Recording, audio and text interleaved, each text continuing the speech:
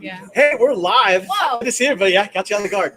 Hey, we're live with Liz and Lauren. Liz, Lauren, thank you so much for taking the time to join us today. Really appreciate you guys here at the convention. I'm back, everybody. No, I'm just kidding. Long-time listener, first-time podcaster. So, hey, guys, listen, I'll start with you. Tell us a little bit about your background and how you know Lauren. So Lauren and I grew up together. We played club soccer in high school, college. Best team in the state, baby. Dominated.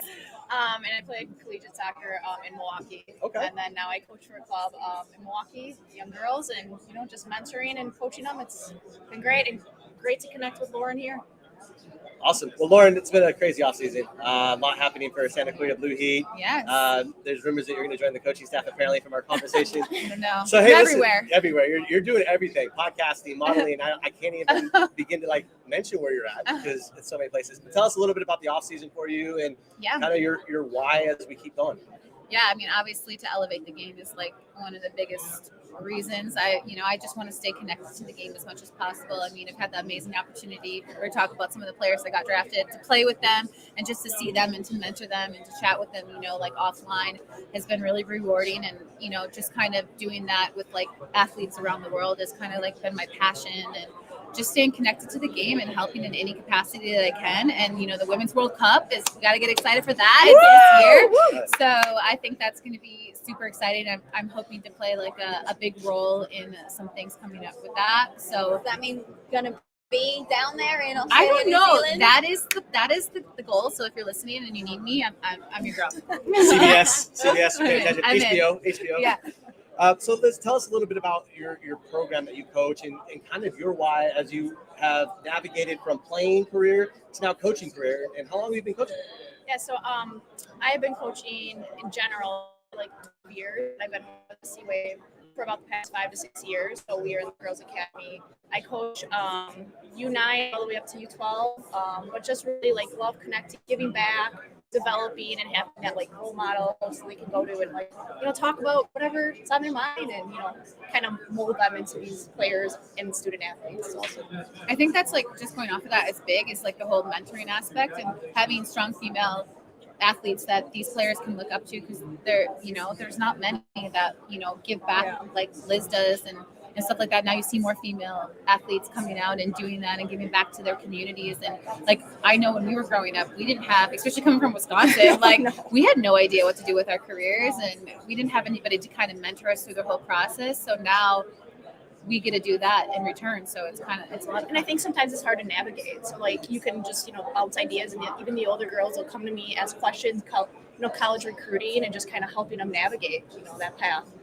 What's it like? So I don't know the area of Wisconsin and the soccer realm, but what's it like to navigate those waters and help those athletes? Because I don't imagine there being a lot of options outside of club soccer at the university level out in Wisconsin for female athletes. Yeah, I think it's all about your platform that you're in, and kind of who do you know out there that you can connect them with, and then just also making sure you're looking at all your choices and what kind of comes from that.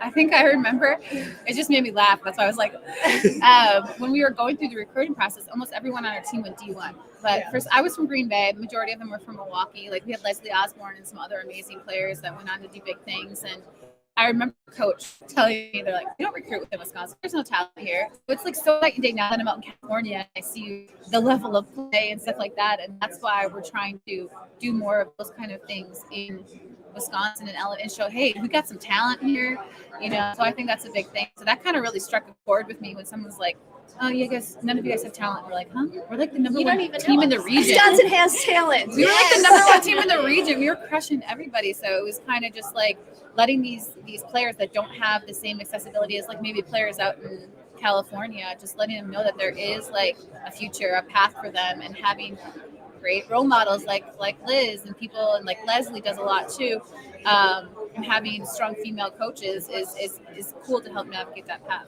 Yeah, I think about senior class, I think 25 are going to play somewhere, maybe 20 are going D1. That's awesome. So That's amazing. Yeah. And how do you think that social media has kind of played a hand into allowing that growth and getting the reputation of Wisconsin soccer? It's real, it's legit. Oh my gosh, social media is huge. I've been talking to girls and get on Twitter, put some clips on there. How do you connect? How do you tag? who do you know, Instagram. So it's huge. Well, I mean, it's also teaching Try not. them how to build a brand in a Yeah, way. how do you And market? essentially, like, I know it's kind of like a double. It's kind of like hard with social media because there is the dark side of it, but it also can be used for so much. I mean, a lot of people are recruiting that way now. COVID, and now people are like, hey, send me this. I want to look at you. I'm going to see what you're doing on social media. And I've noticed that a lot too, is like these players are going into the pros, they don't have a social media presence. So I was like, start building it as soon as you can, because that's how you're going to get the deals. Now that you have NIL, you have more ways to make more money and stuff like. And I know it's not just about that, but it's like that's how you go by. That's how coaches see you and stuff. I'm not saying it's about going viral and all that stuff, but I'm saying like use it as a positive tool. Yeah. My question for you, Laura, you're kind of in that NIL Yeah. category now, where you're working and you're seeing this wave of new things. Mm-hmm. What's it like, and how, as a former player, how do you see this working in the favor of the athlete not having that opportunity? So it's so hard because the NIL, I think there's two sides to it, because I'm doing some agent stuff too. And first and foremost, like if you're a player putting yourself out there on the platform, be humble. I think that's like one of the biggest things I tell these people. I've had a lot of people reach out to me. I deserve this. You need to prove to these brands, to these colleges, why they should want to pick you as a player. Show like the positive side of you, but post soccer stuff, post all the stuff that kind of stuff that you're doing.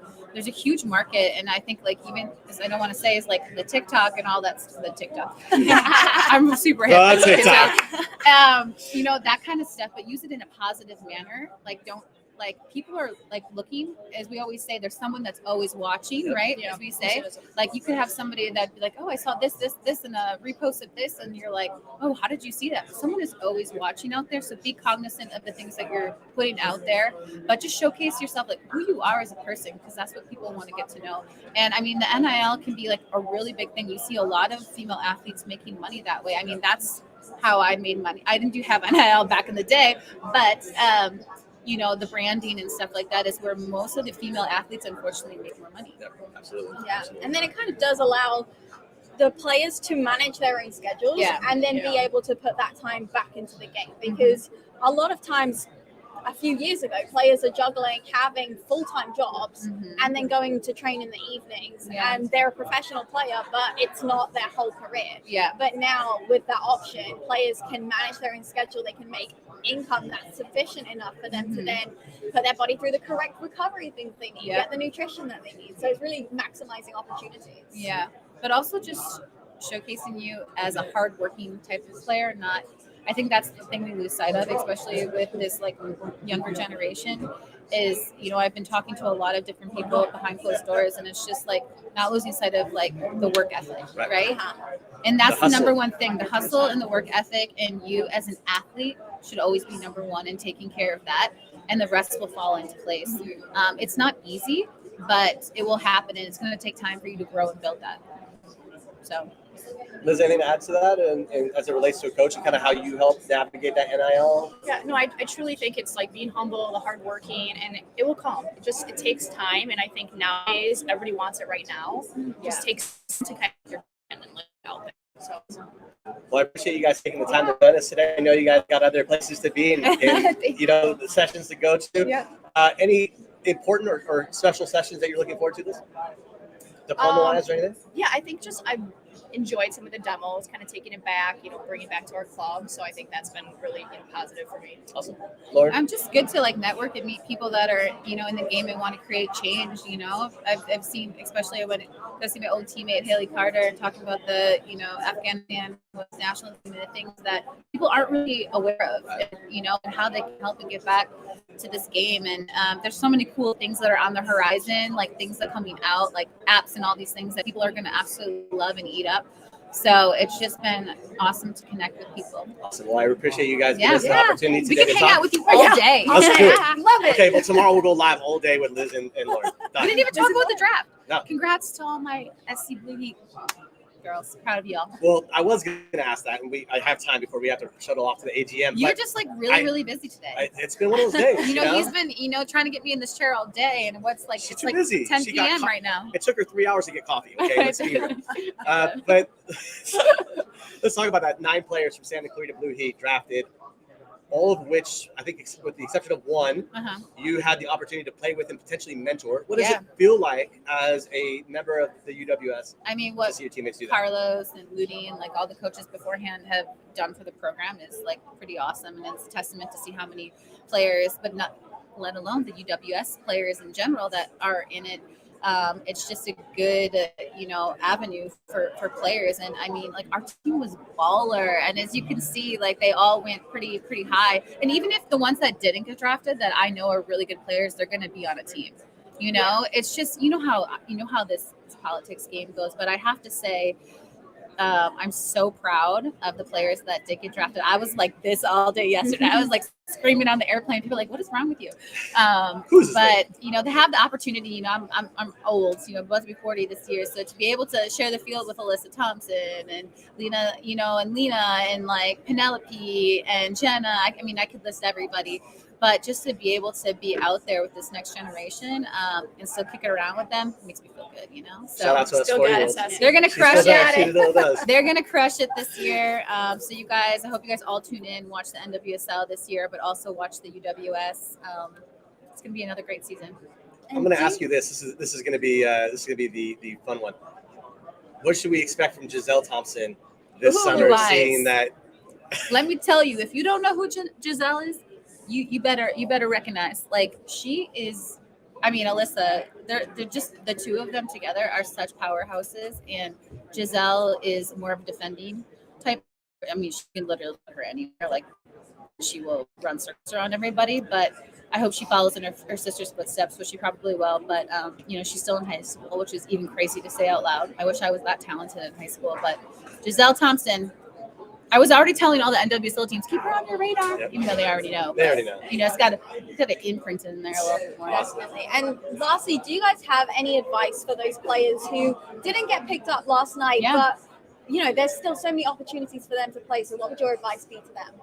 Yeah, I've already talked to like a few of them, and I already told them, hey, if it doesn't happen, because we go into the draft, we're like, we're going to get drafted. Even you played with it doesn't matter. Not all those people that get drafted are going to get contracts. You could come in and outwork somebody. I've seen so many players that were these big wigs in college. They came in to season, they didn't prepare, they weren't ready, and they didn't get their contract. And somebody that was like more of a walk-on or just kind of in preseason, somebody you may not even have heard of, like came in and took their spot. It's all about what you bring.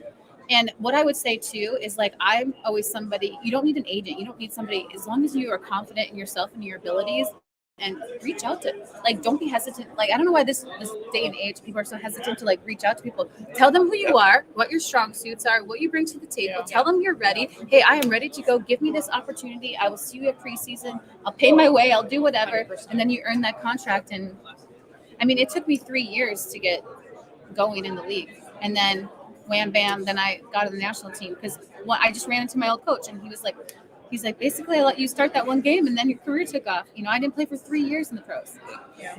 And it's miraculous. You just keep with it and stay confident and, in yourself and in your ability, and stay humble and hardworking and do the extra work, and you'll succeed.